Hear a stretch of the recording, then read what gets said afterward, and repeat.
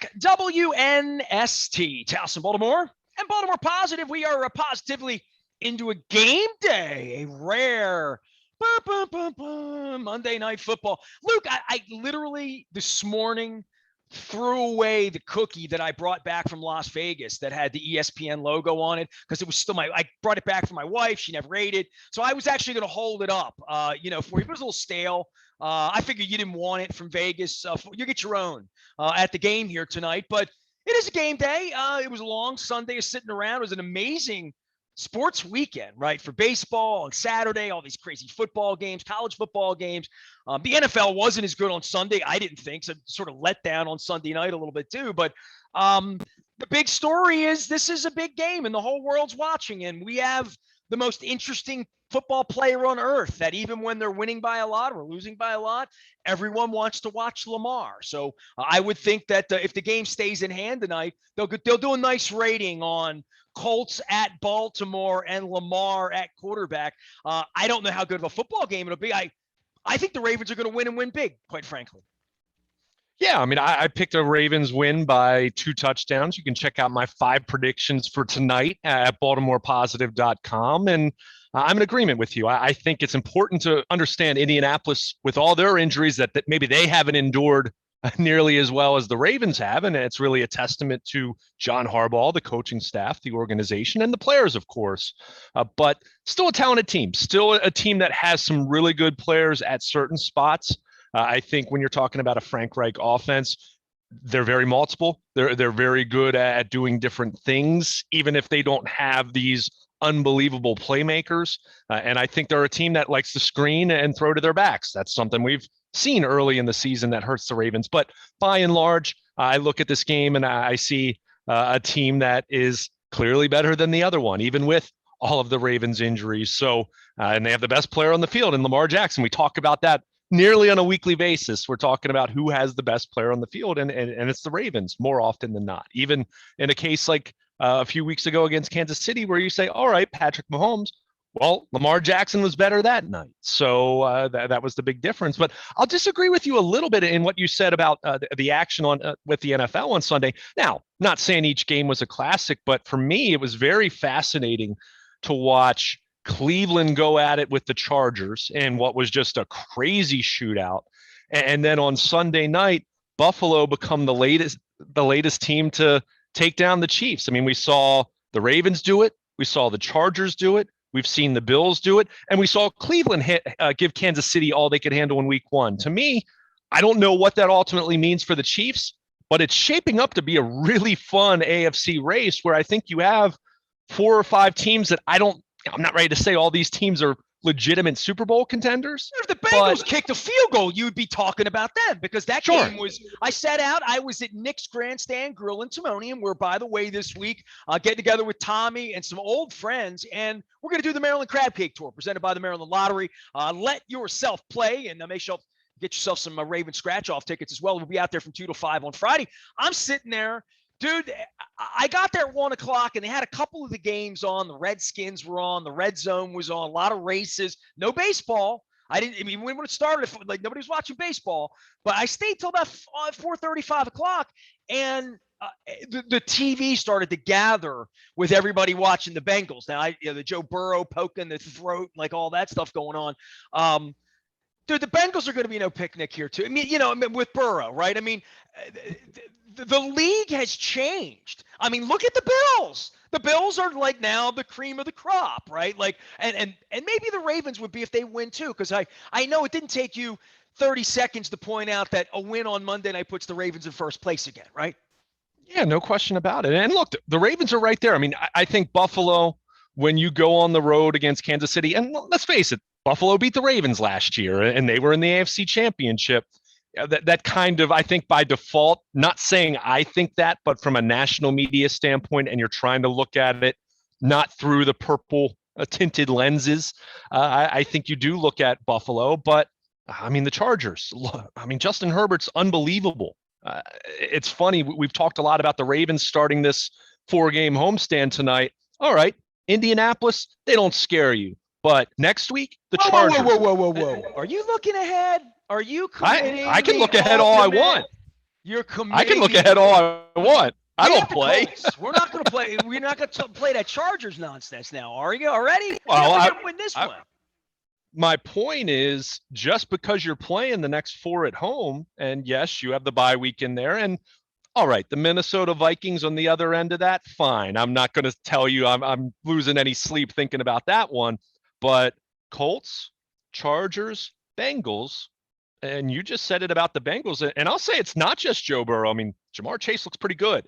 T. Higgins looked good last year, and they still have Tyler Boyd, and Uzama was their hero in their Thursday night win, their comeback against the Jaguars. I mean, that's not going to be a game where you just roll the ball out, as it's felt like the last few years, where that you're just going to show up and you're going to roll over them. I think the Ravens are going to have to play good football. But the point is, they have this great opportunity starting tonight against Indianapolis, but this isn't going to be just a automatic 4-0 over the next month. It's going to be, they need to play good football, and that starts tonight. And I think if you're the Ravens, after what they endured the first month of the season, I mean, the loss to the Raiders, and then 2 of your next 3 are against Kansas City, and then 2 more road games, to come out of that 3-1, to come out of that with a 3-game winning streak, slowly but surely, it feels like the health situation's stabilizing a little bit, knock on wood. And, we'll see about Villanueva. Missed some practice, but he practiced on Saturday. I think he's going to be okay for tonight. Should we all be concerned about the left tackle? I mean, let's talk about that for a minute, because I think if there is a vulnerability, if things are going to go wrong, if anything's going to happen to number 8 that is untoward, we will look to that and say they spent a lot of money and they're not getting that productivity out of that position. And the concerns, even as hours before game time, I think he'll play. I think okay, great. So he gets out there, but what are we really getting from a productivity standpoint from the left tackle position? No, I think that's fair. I mean, what does he look like? What does Villanueva look like? I mean, keep in mind, this is a guy who missed the entire second half basically in Denver and missed most of the practice week. He practiced on a limited basis Saturday. The little bit that of the few reporters that were out there Saturday morning, like myself, saw, not really anything you could gauge one way or the other. He looked fine, but it wasn't as though we saw him doing anything all that terribly strenuous. But that is the big question, not necessarily for tonight, because, I mean, Kwity Paye is not going to play their first-round pick for the Colts as a defensive end. DeForest Buckner's the big challenge there, but he's on the interior. He's on the inside. So, but that's going to be a big question. And whether we're talking Villanueva or whether we're talking about whenever Ronnie Stanley gets back on the field, what does it look like? Yeah, that has to be the question. What does it look like in week 12 is what, what's it going to look like when we start seeing the Browns and the Steelers next month? And this is the burning into all of this. Like, the Chargers look good. The Bengals, and by the way, it was really weird to be at Knicks and having people hating on the Bengals, publicly, publicly rooting for the Packers. I'm like, what's wrong with you people? You know what I mean? And then I'm thinking, well, they're the Bengals, and we usually save all that for the Steelers, right? Now we have that for the Browns. I had that all afternoon, back and forth. Nobody playing any defense, like an AFL game, like a whack game in that thing. But I would say this for the Ravens. This period here, as much as it's Luke thinks they're going to win by 2 touchdowns, and you already whammied their asses. I know at 10:42 tonight, I'm going to be looking at you cross in a 3-point game one way or another, just because you started talking about the C word for next week. But I would just say this is for them to get settled. It's awesome that they're 3-1. It's awesome that whatever we talked about for 6 months, whether all those players that they signed that never made it to the field, all the woe is us before and after Las Vegas, and how in the world are we ever? No way we're going to beat the Chiefs. And then 3 weeks later, we're 3-1. The Chiefs are where they are. And it's all sitting there, as the coach would say, with 4 home games and a bye week sandwiched in there. Okay, that was preseason 3-1. John's 20-0 in the preseason, if you haven't heard. This is one of those times where 4-0 would really make a difference here if they could win these 4 games, however they win them. But the number one thing is, don't go 2-2, and don't come out of this on getting on a short rest to Miami, 2-2 in these games, and not knowing. And if you are 2-2, chances are it isn't because your kicker couldn't kick. It's because you stumbled along the way. Tackles were missed. Balls went over heads. Teams moved the ball. Lamar, runs into linebackers. I'm not going to whammy Lamar, but this thing here is more about if they're going to be that 15-2 team or 13, whatever they're going to be, this is the time they need to be that. But this is also the time that they need to get their ish together and figure out who's going to be on the field, because all the plans of the offseason for DaCosta, it's a lot different when Anthony Averett's running around back there 80 plays and you're trying to figure out how to get snaps out of Pernell McPhee, or, what Jalen Ferguson's going to look like, or where Tyus Bowser's going to be. Owa starts to look like a real guy now, right? Like, he starts to look like, over these 4 weeks at home, 6 sacks in these 4 games, pad some stats, get after some quarterbacks, raise some hell, be a star. It feels like he's ready to do that. So they have these guys on the fringe. They got this wide receiver. I don't even know what number he wears, Luke, literally. So, we're learning all of this. But if they're going to be good, once we get to Cleveland and Pittsburgh, the important games at the end of the year, who's on the field? Who's going to be on the field for this team? What's the linebacking core really going to look like? Are they really happy with this? Yeah, I think those are fair questions. First and foremost, Rashad Bateman, number 12. We'll see if we see him tonight.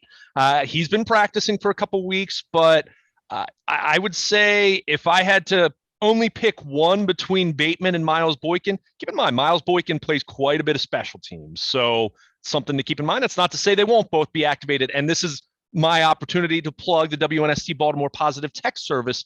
4 p.m. today is when the Ravens will have to make their roster moves as far as practice squad elevations. Do we see Le'Veon Bell again? Do we see Bateman activated to the 53-man roster? Do we see Miles Boykin activated? We know they're going to have to call up an offensive tackle. Do they call up 2?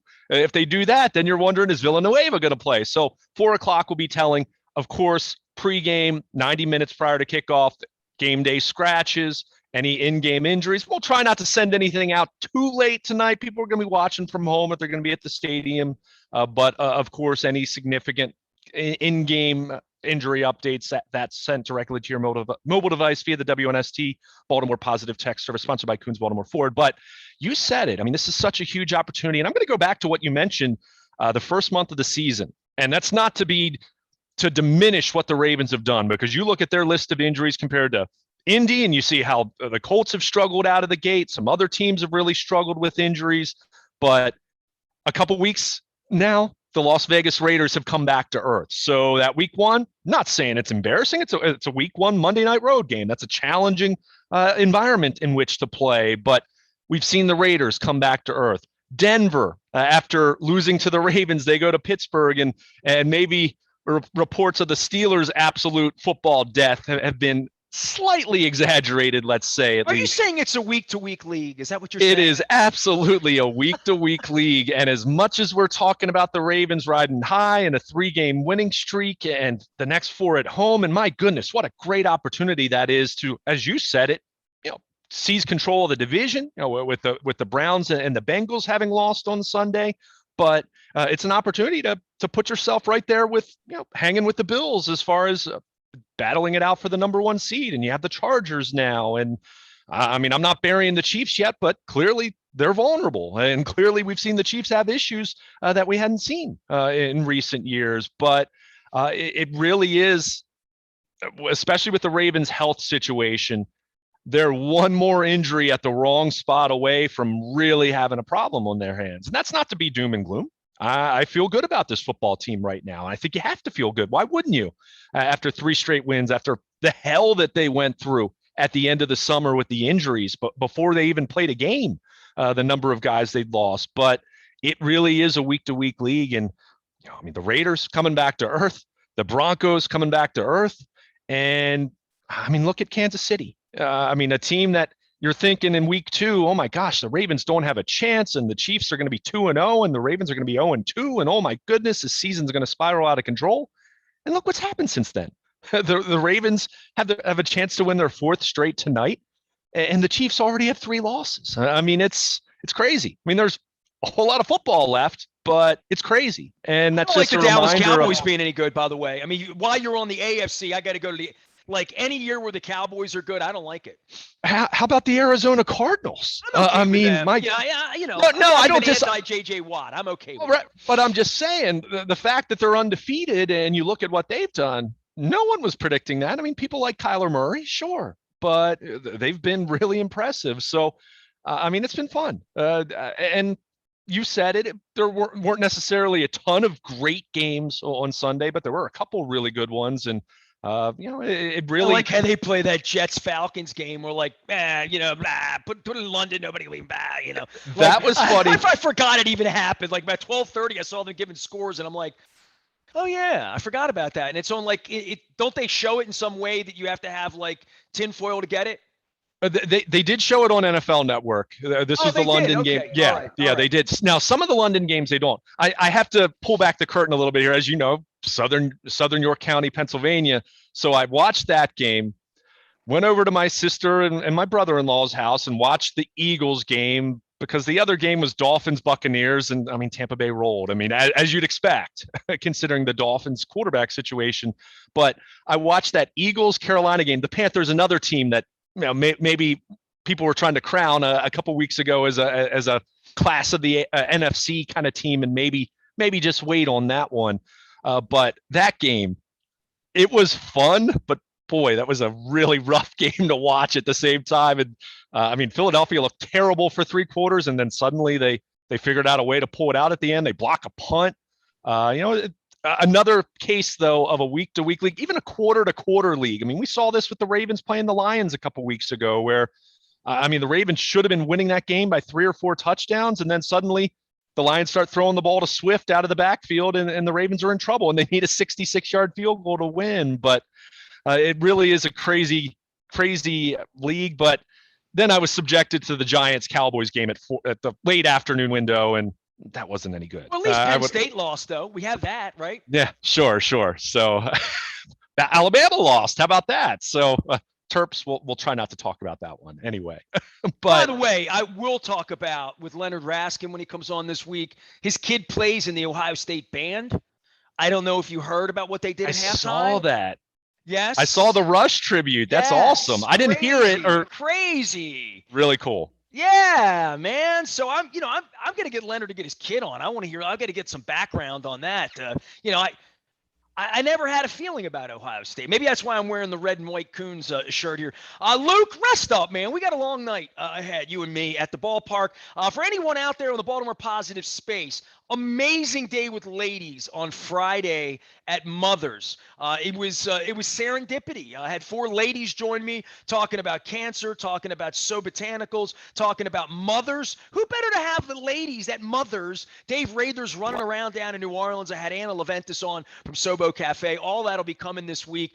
Don Moeller and I got together and argued about Urban Meyer, so that was good on the recon as well. Also joined by Luke Broadwater of Baltimore, the other Luke, who from the New York Times. He joined us from a phone booth in Congress. He looked like Clark Kent for 32 minutes talking about the debt ceiling, so you'll want to check that out. Big thanks to all of our sponsors. Planet Fitness has got it going on right now at Victor Brick.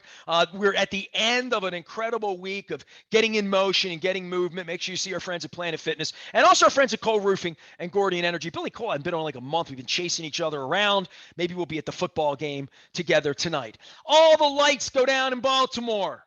The Indianapolis Colts come to town, and Bob Kravitz and Mike Chappell, my friends from Indianapolis, who know more about the Colts than anybody. I've unearthed a whole bunch of the old Irsay lore and stories. I was on a podcast last week. They made me tell the story about Bisciotti and me and Jim Irsay going for a long walk at the Biltmore and smoking cigars and talking about the Colts record. So you'll hear all of that here at WNST all week, and of course on Friday, Nick's Grandstand Grill. Everybody says, try Tommy's crab cake up in Nick's at the OTB. I was there for Rockin' at the Races. Shout out to Paul King and everybody else. But we're going to be bringing the crab cake tour to Joe Carolyn and our friends at Casamia's. If you see Joe, I saw Gary Rissling from Silver Spring Mining. It was good to see him. Even saw old friends, Joe Slivka from the barn. I was showing him pictures from the 90s on my phone while we were watching the Bengals try to lose. So big appreciation to all of our sponsors, all of our friends around town. Come on out. It's the Maryland Crab Cake Tour. It's Friday in Timonium at Nick's. I'll be getting some more dates out and eating more crab cakes. Delicious crab cake at Mother's last week. and you'll hear it this week, but not next week when we will be talking about the team that used to be in San Diego that we're not going to talk about until we beat the Indianapolis Colts. Luke's at the ballpark. I'll be at the ballpark. Make sure you're monitoring all things WNST. We are WNST AM 1570, Towson, Baltimore, and we never stop talking Baltimore